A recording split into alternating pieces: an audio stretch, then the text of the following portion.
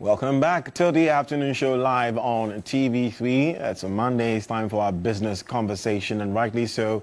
We've been joined in studio by a fine man who's about to tell us about business management. He calls it the Boabing model of business management. If you're a budding entrepreneur or you already have a running business, you probably want to take a pen and a paper and know some few things now. We have Jeremiah Boabing, who is CEO of Group Boabing, joining us. Good afternoon, Senior. Good afternoon, Gordon. I love the African print. Thank you. Thank you. Solid, like a Monday.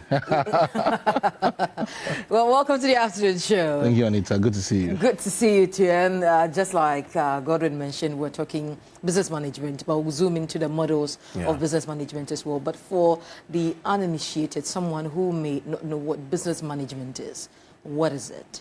Okay. Well, so I'll first start by saying this. The challenge for much of what is taught in business school is that it's taught for large-sized businesses. So if you go to school to do a degree in business, you may learn business, but you may learn business that is taught at a corporate level. Okay. Very little is taught for businesses that are small, except if the course is a course specially designed for small businesses. So that's my first statement. Then my second is that many of the things that are taught in schools are not for our local context. They are models that are working in America and Europe, and they may not necessarily apply to our context. So it's imperative that anybody who decides to do business, learn business at the feet of somebody who understands the local terrain. Because some ideas, some concepts, even in my opinion, some principles of management don't apply to the Ghanaian. You may have to do it differently. So business management simply refers to the repertoire of things that you have to do to keep a business running and to make it successful. Right. Basically, that will be business management.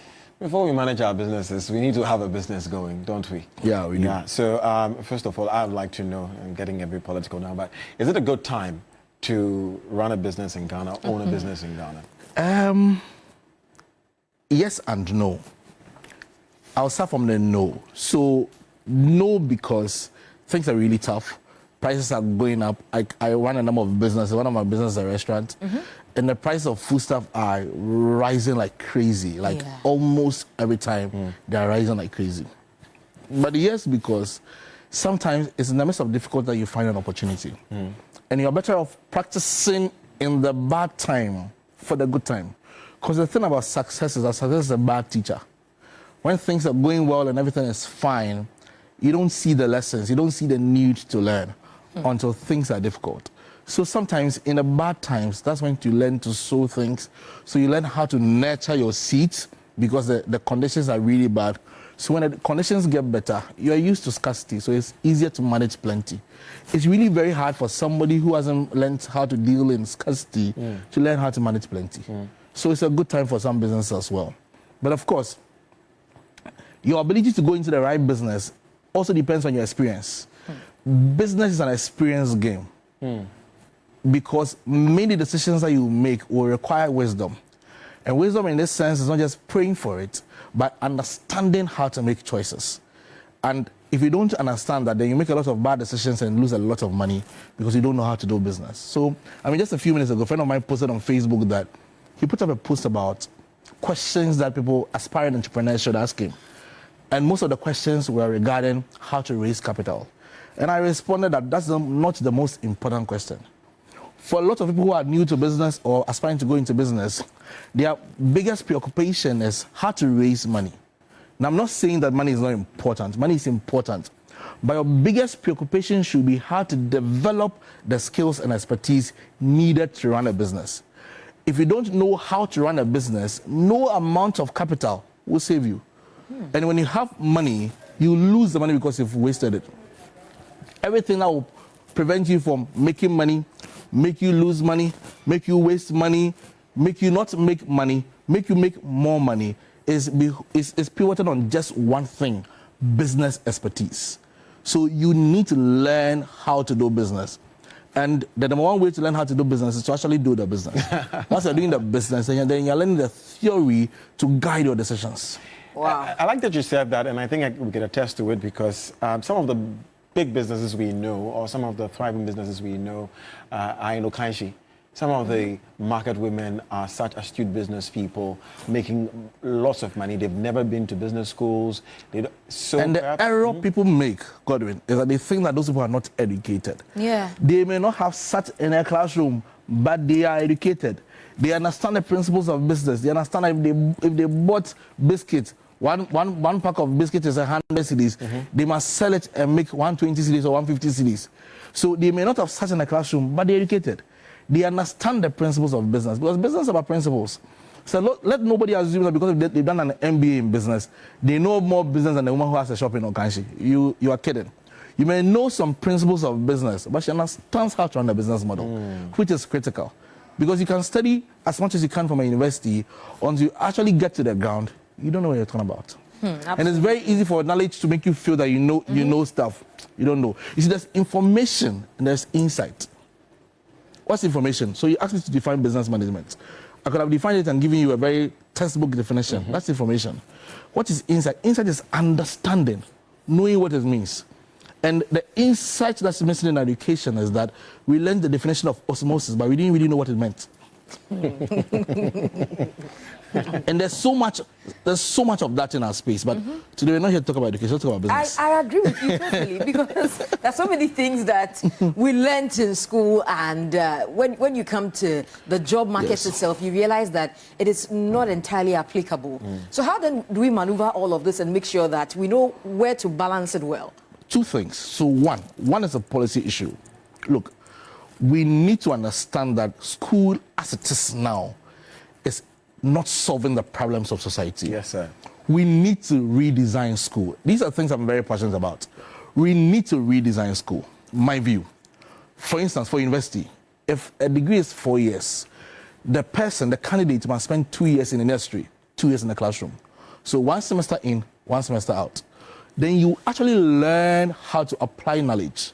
So much of our education is memory, recall. People learning and pouring back society. But how much of the work that you do here is about memory and recall? No. I mean, right now, as we are on set, anything can go on right now. And there's no textbook that you read about broadcasting that will teach you what to do. But you will just use your wisdom to learn what to do. So we should design education in such a manner that we teach people to know how to do things and not what things are. Too much of what we are teaching our students is what things are. So my wife is doing a degree program and she's learning management. I picked up her management test, but I laughed. There are about 10 different definitions of management. I said, this is a waste of time. Why do you need 10 different definitions of management? You need to learn how to manage.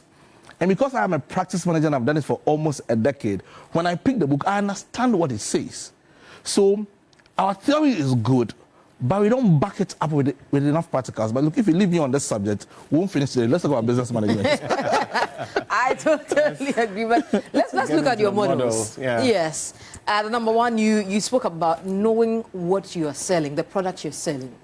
So just as an introduction, so I've developed what I call the Boabin Paragon, the Boabin Decagon. That explains 10 critical things that a person must pay attention to when they are running a business. I developed it based on my experiences trying to build multiple businesses. So the first is product market. Every SME must be clear about what they are selling and who they are selling it to. One of the biggest temptations for many people in business, especially beginners, is to create a product for the wrong market. In the past year and a half, I've been running a restaurant, and I've learned very quickly that the restaurant business, by its nature and style, is not for grassroots people. How? So, because the ordinary Ghanaian, the Ghanaian on the street, spends about 15 to 20 cedis a day on food. You cannot get quality restaurant food at that price. Yes, indeed. Now, most people think that restaurant food are deliberately hyped in price. I beg to differ. The quality of food you buy on the street and the quality of food that you buy in a restaurant, they are not the same. A restaurant cannot operate in the manner that a street vendor operates. They will make good food. Good food is expensive. So if you're a restaurant operator, you must quickly understand who your target market is. If you are targeting grassroots people, then you cannot operate a restaurant model and run 4 or 5 ACs and pay about 4 different chefs and about 4 different waiters. It will not succeed. So if you want to run a business that's focused on the grassroots, then you must run a canteen model that is a little more disorganized, that can run a little more cheaply than a restaurant can. So you must really, really understand your product. The challenge is that many times you don't really understand a product until you actually get into the business. So let's mention, for instance, the person that is sewing the beautiful kaftan that you are wearing. The fabric that they are buying, how they are sewing it, will determine the cost. So maybe 1,800 or 1,500 cedis, depending on what kind of brand it is. But as soon as he sews 1,500 cedis kaftan, he must know that the market available to him is a narrow strip of market. If you want to sell kaftans that anybody can buy, then you must buy a different kind of material. And then you must have cheaper labor. So you can't have more expensive labor and then produce kaftan that everybody on the street can buy. So the entrepreneur must understand the product. What product am I making? And which market is it targeting? Because if you're not careful, then you spend a lot of marketing budget targeting people who are not for you. Because no matter what you do, purchasing power is purchasing power. You cannot pray people into having more money. So if you're producing kaftans, you're producing outfits, you're doing makeup, very, luxurious makeup, you can't pray the market into having money. You have to develop your product to suit them. So either you reconfigure your product to suit the grassroots, or to understand that I am targeting a certain strip of the market called the middle class. The middle class is very often a small market. Then again, there's a difference between what you have in your head you want to target and what you are capable of targeting. Indeed. So let me give an example.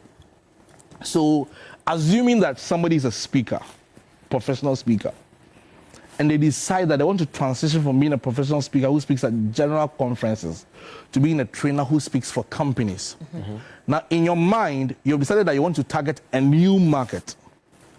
But the question is, the things that companies look out for in choosing trainers or speakers, do you have it? So every entrepreneur must have an honest conversation with themselves and ask themselves and be able to ascertain what the market wants and what capabilities you have. But Bobby, let me just chip in here. So how do you know if you have that thing you're talking about? Unless you get in there, start training. You may think you have it, or you may know that you have it, perhaps because you've asked questions around, you've asked other speakers, but then you get in there and you realize that the people are not receiving you the way they should. And that's where you by all means, practice will bring forth new insight, by all means. But in the absence of insight, you must borrow insight from more experienced people. And that's one of the things that we don't do in our part of the world. One of the hardest lessons that I learned when I got into the food business was that, I thought I was cutting costs by ensuring that I'll focus more on building a good restaurant, making it look nice. So I skipped the part of doing proper market and business research. But if I spent that money, there's an insight that I would have gained then that I have now gained after a year and a half of operation. So for everything that you are doing here, there's somebody who has done it before. There's somebody who is doing it, who knows it. Go and pay somebody and get that information. The challenge is that in Ghana, we don't like to pay for soft stuff, like advice, like guidance. You pay your doctor easily, but you don't want to pay your lawyer. You feel like a friend who's a lawyer should give you legal advice for free. A business consultant to help you work on your business for free, because that sounds like just a little advice. But I know what I know because I've done business for 10 years and I've done speaking for about 20 years. So I need a little advice. And then again, in my view, I've realized that sometimes you benefit more from a consultant when you get their advice and you get their support in implementation. Because ideas are not powerful by themselves. The quality of an idea lies in this implementation. And so sometimes you can get an idea, God can give an idea, brilliant, around with it. Then you go and realize actually the implementation, they see top. So you need somebody to help you implement. So a good consultant is not just one who gives you advice. It's one who gives you the advice and helps you implement the advice. Now let's talk about marketing, because when it comes to your model, there's a marketing angle in there. And in this era of social media, you see a lot of entrepreneurs and small businesses hop on social media and try and market, sponsor their products and all of that. But on the other hand, there are people who are making a lot of money as well, who are maybe in Mokola or Kanshi or whatever, they are not on social media, but they are also able to market their businesses. How are these two individuals able to do this? But sometimes you realize that those on social media too, they are not getting in the money even though they are marketing their product. I'll say three things. I hope I'm able to remember all the three. The first thing I'll say is this. Every entrepreneur and enterprise has particular advantages with which it works. So it's easy for you to see Anita selling clothes online and making money. Oh, and selling clothes online is easy, pal. But Anita has been in media for a while. She has relationships and connections that probably are working for her that even she herself doesn't even realize. So in my first few months in opening a restaurant, I had a lot of people coming to the restaurant because I'd done a lot of public stuff in the past couple of years. Okay. And people knew me. So that advantage was working for me. Right. So somebody may be in Makola who is doing something that's working for them. You must understand strengths and advantages. What strength and advantage do they have that is working for them? Okay. That's point one. Point two. A business should not only think of what it will do to succeed today, it must also think of what it will do to succeed tomorrow, because you're in business forever. So you may not be on social media today and it's working for you, but the next 5 years is coming. The next 3 years is coming. And the dynamics of the market will change. What will happen to your business if a COVID hits? If your business entirely depends on people walking into your shop and COVID hits and they say all shops should be closed, what happens to you? What happens to you if a change in government policy or anything in the environment changes so that people are not coming to your shop anymore? So if you run an enterprise and something you're doing now is working for you, you don't get complacent. You must start exploring opportunities or avenues that will ensure that if changes in the market happen in the very near future, your business does not only survive, but then it thrives. That was the second point. The third point. The challenge for many of us entrepreneurs is finding alignment between marketing and operations. Marketing very often is what we are saying about ourselves to the public. Operations is what we are doing in-house. And many times, what we are saying in public does not match what we are doing in-house. Yeah. So he's saying that a loan in less than 48 hours. But after 1 week of applying for the loan, the operations officer has not even seen your loan application form. So before businesses come out to say certain things about themselves, they must ensure that their operational capacity has the ability to deliver on what they are promising. So I say that the first step in communications or marketing is operations. Our game must be on point. Before our customer service goes to promise somebody that food will be ready at 12 o'clock, the operations on the ground must ensure that the food can actually be prepared by 12 o'clock. So those are my thoughts. Okay. Let me chip this in again. I heard someone once said that the fastest way to kill a bad product is to advertise it. Since we're talking about marketing, the fastest way to kill a bad product is to advertise it. How do you know that this my product is ready to be put out there, to put on social media and to share it on my status? That is why probably, I'll say a number of things. One, you want to be careful in the way you carry yourself so that you don't make it impossible for your friends to give you feedback. Because sometimes you watch a music video on TV, the video is very bad, the music is very bad, then you ask yourself, I don't need a Vuana. But the challenge in our culture is that people get offended very quickly. So sometimes even when people are asking you for their opinion about what they are doing, they're not asking for opinion, they're asking for affirmation. They're asking for you to compliment what they're doing. Just saying, already we decided to say Asana Efe did that. And they say, okay, Asana Efe. But Asana Efe. Yeah. So you don't want to become the kind of person that people cannot give feedback to. So be open to feedback. Build a culture that does not punish people for sharing their opinion with you. That is one. Two, lean startup. Sometimes it's better to start lean and grow. And I'll say this, when I was going into the food business, I have a friend, Kafu Yaja, who runs an amazing food business. And she gave me advice I didn't understand. And now I understand. She said that don't put money into building a structure. Build a business before you put money into building a structure. I mean, I can debate the arguments in a way, but I understand why she said what she said. But she was only asking you to say, build a lean business, make mistakes on a small scale. Then as you make the mistakes, you can magnify them onto a large scale. So you must test the product, and ask questions, ask hard questions, and allow people to even ask you questions you don't want to hear. Because sometimes you may not even agree with the question, but then the question will help you clarify what you agree with. And we can only become an excellent society if we allow people to ask hard questions. We are talking about Chef Smith. But you see, when he started, and people had asked hard questions, it would be like, hey, pull him down, and the haters, and all of those things. But now that the Yahoo has spied there, we are all saying, why didn't you ask questions? Well, I remember that's the kind of society we're in. We must change it. We say culture is dynamic. We must change it.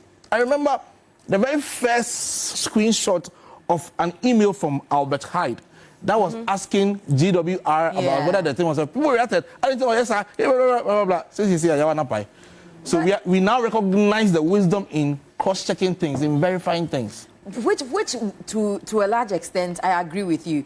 But on the other hand, I also think that sometimes they look very good to be true. You know, and just some few people can determine that, I think that this thing is looking very funny, and so let's verify. That is why wisdom, experience must teach wisdom. So by now, all of us should have learned that something can look good and not be true. Indeed. Indeed. So verify stuff, cross-check stuff, challenge stuff, contest stuff. Let people be upset, but be excellent. Okay. While we're having this very interesting conversation, we'll invite our viewers to also chip in. If you have a question, let us have it on our socials at TV3 Ghana on Facebook or on X. And they can call in as well. We're opening the phone lines. This is very, very You ask all the questions. And I like the part where you mentioned that a friend told you that do not invest in the aesthetics and the structure, because these days you see a lot of... And I didn't call her a hater. Oh, you did not? Or a discourager, because in Ghana, as soon as you give somebody feedback that they don't like, that's it. You're discouraging me. You're a hater. Because a lot of young people I see are more interested in the aesthetics and how their shop looks like. They will go take a store in Osu that is more expensive than even their capital. And this thing that you're saying, you have no idea the weight in what you're saying. And that's why I talked about business expertise. Because you see, it's very easy for you to think that, oh, if I go and really look at the business in Osu, then people will come. Yeah. Osu real estate is not cheap, man. It's not cheap. So you must build the wisdom to make good decisions. And then for some people, they don't even need to build a business in the traditional sense of the word. Like, I'm just saying that for some people, for what they do, they don't need an office. They don't need a store. They don't need staff. You know why? Because all of those things are cost. And people, one of the lessons that's lost for a lot of people is that they don't understand that business simply means that I buy the thing with one, I sell, and I get two. So your shop or your office in Osu is part of the one. You buy a car, you burn the car, it's very nice. The cost of the car and the fuel is part of the one. So all of those things make your product expensive. And therefore, by it being expensive, you reduce your profit margin, and you've also increased your price. Therefore, only fewer people can buy your products. Absolutely. And to buttress your point about... Okay, well, we have Abna from Abeka on the line. Hello, Abna. Good afternoon. Good afternoon. Welcome to the afternoon show. Thank you very much. All right, so we're listening to you. Yes, thank you so much. I am enjoying the discussion. Beautiful. Thank you. And I like the point where he said people don't want to take feedback when they are doing business or when they are selling. That is one of the things we must learn in this country. It looks like a lot of people get offended when you buy something from them and you make a comment. Oh, I wish that this was this said. I wish that you. Let me give a typical example. I used to buy roasted granite from this woman, and the granite is normally overcooked, almost burning. And I keep telling her, can you do something not too bad for me personally? Just do that for me. And she got offended, and she told me, oh, nobody has complained. Nobody has complained. The only person who is complaining, you take too much. Thank you so much for this comment. I knew that line was coming. Open that complaining. That's one of the reasons why we are not progressing as a country. And before I go to the comment that Gordon made, that he wants somebody who will put Ghana on the map. Ghana is already on the map already. Ghana is on the map. Thank you very much. Thank you very much, Godwin. Well, Abna says Ghana is already on the map. I'm going to look for it. Ghana is already on the map, I'll look so for it. we only need someone who. What would the person do? Maybe make it better, make it more visible on the map. Probably, We'll but see. thank you so much. Thank you very much for that, Abna. Well, on our live stream as well, there's Yeah. this comment from Sam Wilmot Alufa, and he's buttressing the point you made about us being too of a theoretical, society or country in terms of our education. And he says, honestly speaking, Ghana as a country and Africa as a continent, we need more practicals because the book long is just too much. Okay, Silakojo says that I have also learned to treat everyone as a customer, being a friend or family member. If you are lenient on that part, you will run a loss, and there will be the same people who will call you lazy. Indeed, when you're buying from your mom or you're buying from your sister, because you're a relative, you feel like, I shouldn't pay. I shouldn't pay for it. Yeah. So those are the ones. Have I missed anything? When is the best season to start a new business? When is the best season to start a new business? It's hard to tell because one, there are a number of factors that affect a business's ability to succeed. One is the environment. Two is also the entrepreneur. You yourself, what capacity have you built? And even the stage in which you, the entrepreneur, you are, can affect it. But the point is, start, make mistakes. Even for me, I say that all the years I spent in business was training. It is not that I know what to do. It's not that I'm going to do business. Everything I've done was apprenticeship.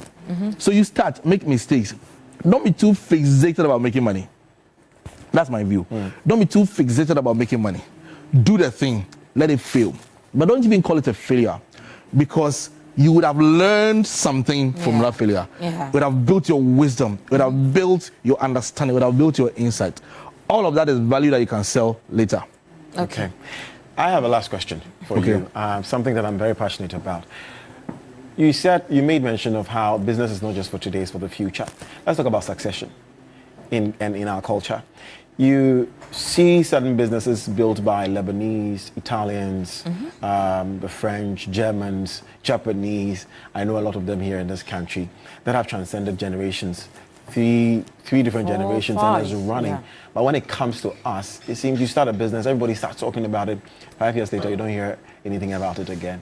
What is the problem? I will not pretend to say that I have the answer, because even me myself, I am yet to pass the test of succession. It's not an easy thing. I think that it's a cultural thing. Right. That's why you mentioned, you didn't say Ashanti's, Ekuapem's, Mgos, and you said Lebanese. It's a cultural thing. There's probably something in their culture that enables that somehow makes it easier for them to transition from one generation to the other. It's something that we must deliberately build into society. The culture of teamwork. When I look at my siblings, for instance, what all of us do, we could have been one company. Instead of all of us having our own businesses, but all of us have our own business. The only person in our family doesn't have his own business is our last one who works with me. But we are 6. Everybody has their own business. We could have been one family. But there's something in our culture that doesn't make it easy for us to collaborate. Everyone wants to work together. Everybody wants to do their own thing. And the reality is that the whole job of coming together to do something together is not easy. Many partnerships don't succeed. Maybe you've not realized that. Yes, in Ghana. Many partnerships don't succeed. I can mention a lot of big companies that began as partnerships, 2 or 3, and one person is gone from the team. Well, we have Prince from Obuasi on the line. Hello, Prince. Hello, Anita. Welcome to the afternoon show. Thank you. All right, talk to us. You see, let me commend the man over there for his good work this afternoon. I've really enjoyed the program myself. Thank you. And one thing that sometimes as Ghanaians we fail to understand it. It's so big, any other bonnet So sometimes a business that will favor someone may not favor you to venture into it or you go into it.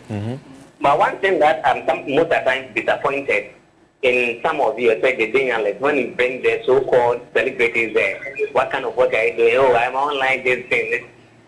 I've been there, Anita, for a number of years now, over 5 years. But the kind of business that I get there is lesser than those ones that I meet on the street and I tell them myself that is the kind of work that I'm doing, and people commending me to and recommending me to others.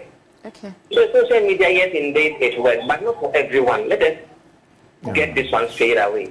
It works, but not for everyone. Okay. Right. Know where your strength is and hammer on it or what. I think it will help them. Come on, this view on the social media, and that one, it's not going to help. It's All a right. street reality. Let me Thank quickly you, say Prince. something to that. There's a difference between working something and working something right. It's very possible to be working something and not working it right. So you can go to CAO and go and organize a conference and not manage the organization well, and people will not come. And then you come to a conclusion that people who don't like conferences. Yeah. It's very possible that they like conferences. You didn't work the organization right. Right. So social media may not be working for him, but is he working it right? He has to ask those questions. One of the Yeah. things that we must all learn in life is not to be in a hurry to jump to conclusions. Ask deep questions before you conclude. All right. So Stakeholder okay. engagement. We don't have time. I'm sure you would have touched on that. We have a lot as of well. questions coming in for Jeremiah, Lots of by the them. way. Lots of them. Someone says he runs an importation business and he would need but some he's advice. running at a loss. Yeah. What advice would you give? I don't know anything about it, but All right, let's pick this quick one before you go. Prince in La Paz, good afternoon and welcome to the show. Thank you very much, my brother. My Gambian brother. So I have a small submission. First of all, I think the conversation we're having this afternoon is more of entrepreneurship and not business management. From my experience and my field of work. Two, there's a need for us to also understand the reason why we have theories and practice. They go hand in hand. You cannot take away one and leave the other. It won't work. Okay? Now, the challenge in our part of the world when it comes to SME is not the startup. It is actually the sustainability, succession. If you can point me to a business that has lived in Ghana here or in Africa, let's narrow it down to Ghana, that has lived past or survived past its second generation, I'll be glad. So the point is that our mothers and sisters and family or girlfriends at the Makola and the likes know that this is their business without any formal education. I don't know right. That's true. But if you know the kind of errors they've gone through for years, in order to master what they know today, you'll be surprised. So when you enter the class, what the class gives you or the university gives you is more or less Prince. one step ahead of these people in order for you to know the rudiments of paper. Prince, so sorry, we're running out of time, so you just keep it short for us so that we could go, please. All right. Oh, Let's- okay, he's we've off. lost- But lost Prince. someone says that, let me get it. This man is speaking a lot of wisdom. Can we get his handles, Yep. be it LinkedIn, Facebook, and that is coming from Chika Kasimpu. Great show. The man speaks a lot of wisdom. I need to tell him to mention his social media handles. They want to connect with you and get more so wisdom. I'm Jeremiah Boabing. Okay. I'm on Facebook, I'm on LinkedIn, I'm on Instagram. So Jeremiah Boabing, yeah. Okay. And someone is also asking, could you please explain the difference between individual and family business culture? Well, a family business is simply a business that has two or three more family members involved, and then an individual business is that's what one person runs. But very Yeah. often, one transitions to the other. Personally, I am averse to the title family business because as soon as, especially in Africa, as soon as family comes to do something, it doesn't look serious anymore. So I would rather say a company. Okay. Don't call it a family business. I'm not very nice to the term family business. Call it a company and run it like one. Okay. Yes, indeed. All right. So this is from Same Spirit Ni Odinke. He says, great insights from my friend Jeremiah Boabing, well versed in the area of business. We certainly need a paradigm shift in most of our models on all facets, which I totally agree. A lot of comments coming in for you, especially on Facebook. I think we've basically exhausted all of it. And Esiedu Duncan, someone is asking for your number. I don't know if You can share. you want to share it. Yeah, Sure. you can share it. Yeah. You can put it up. So my number is 0246 882632. 0246 882632. We'll pay for the advice. Any final words? Well, so I just want to encourage people out there that, you see, we like to blame a lot of things for why businesses don't succeed in Ghana. And I agree. But the number one thing that we must work on is, you see, let every factor make you fail. But the factor that shouldn't let you fail is your inability to develop expertise. Sitting down to study. Sitting down to understand. The more your studies improve, the more your understanding of business, management, and entrepreneurship improves, the higher your chances of succeeding. The next time we have you, we're going to talk about our educational system. Yeah. But I think thank you so much. Important. Thank you, I appreciate your thank you time. to Godwin and Anita. All right, all the best. You're still watching the afternoon show.